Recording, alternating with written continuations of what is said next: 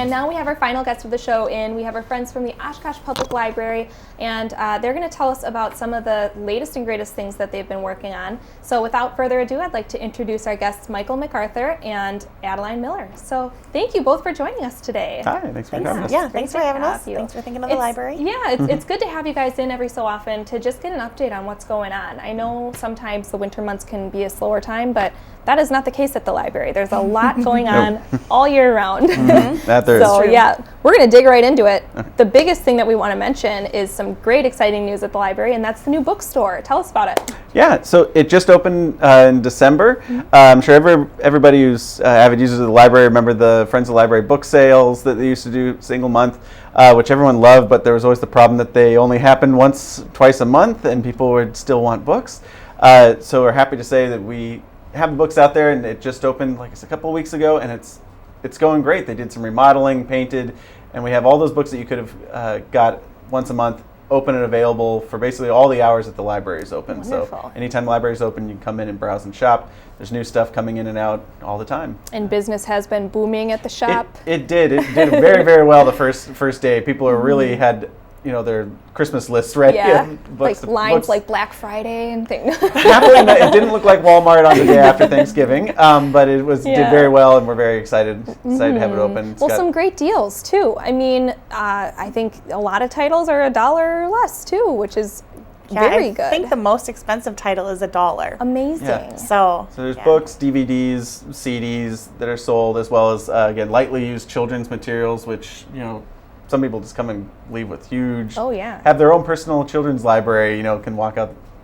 Yeah, and what's great about using the library's bookstore versus getting discount books elsewhere, which is great too. But you're supporting your local library, and it's really cool. And then maybe eventually those books that you buy will end up in a little free library, or sharing them with your friends and that kind of thing. So it just kind of supports the library's mission, which is really neat. Yep, extends the life of the book, and it just keeps on giving. Definitely. Yeah. Something else that's kind of cool that you're going to be highlighting soon are some themes every month at the library in 2017. Give us a little bit of background about what that is. So the themes kind of came about as a way to focus people on different parts of our collection. So the library is kind of overwhelming. We have so much stuff, so many books, so many internet resources, digital resources, things. It's kind of overwhelming. So we're theming them to kind of focus in on those topics and different programming. So the first one's going to be in January, and the theme, I got to look at these, theme is healthy for life. And so we're going to be focusing on nutrition resources. Perfect timing. And we got a lot of neat programming coming up for it, including yoga for beginners. They'll be doing yoga in the old section under the dome. That's awesome. There's going to be programs on belly dancing and acupressure. Oh my goodness. So if you didn't think library belly dancing, we're going to start building that connection. I think about that all the time. Library belly dancing. I know, that's what I do. Natural association. But yeah, perfect timing with everybody's New Year resolutions and everything. Very cool. Yep. And like I said, there's even more that I'm leaving out here because I just can't obviously keep it all in my head at one time. Oh, of course. So everyone should definitely check out OshkoshPublicLibrary.org to get all the full schedule. Definitely. That's coming together, because there's another, like I said, half a dozen programs that are coming, and they're all sounding very exciting. Oh, so cool. So many awesome things that the library offers that you would never think about, too. So it's important that you do check the website regularly and just make sure that you're aware of all the cool opportunities there are. Yeah.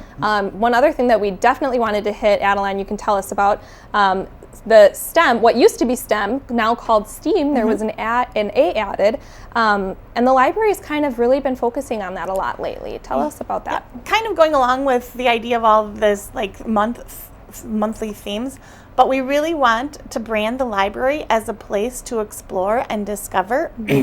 And so for the children's department, we've been working on developing programming that uses this STEAM. It's really big in the community. It's really big now.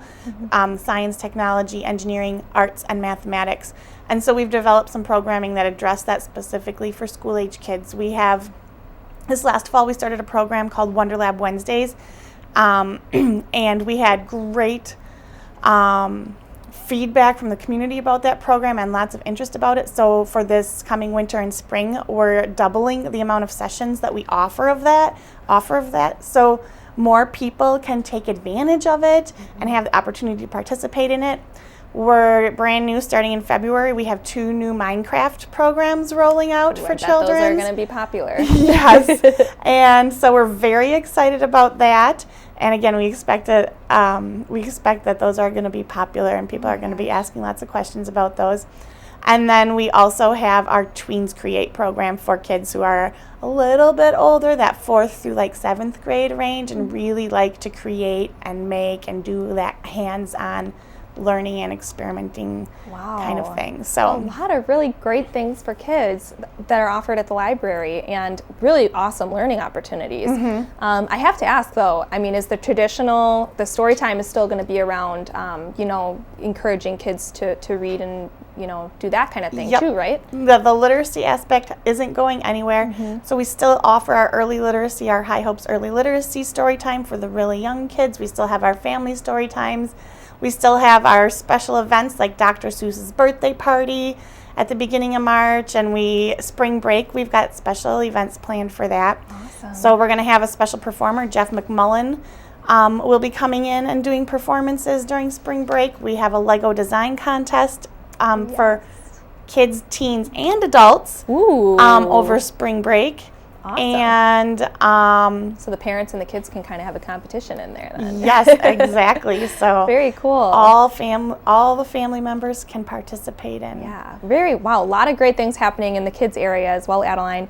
And the reading is still obviously a big focus for the adults too. So Michael, briefly, if you want to tell us what you're doing to kind of promote that as well. Yeah. So again, we're doing all the new exciting untraditional belly dancing classes stuff. But literacy and, again, ongoing learning adult literacy is still a big part of the library. We're doing a couple of programs that are moving that forward. One I'm excited about is we're doing a kind of coming soon reader event in March.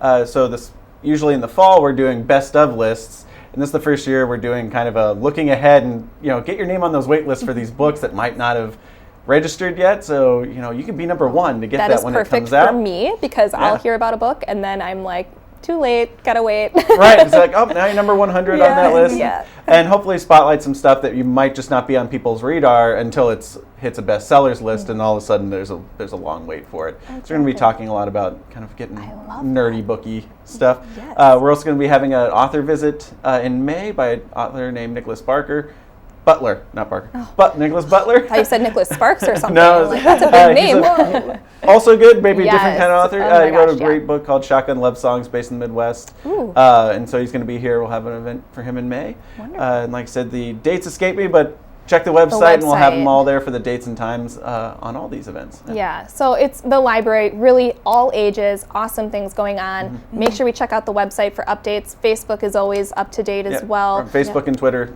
Yes, Facebook, Twitter, all of it. So thank you so much, both of you. I'm overwhelmed with all the awesome things that we have coming up in 2017 over at the library. Yeah, so great we'll definitely have you guys in again soon and hear how all of it's going. So thanks again for joining us. All right, thanks for having us. Thank you.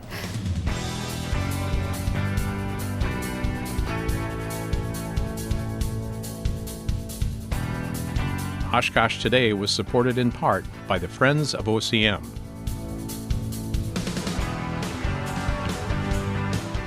And Aurora Healthcare, 855 Northwest Haven Drive.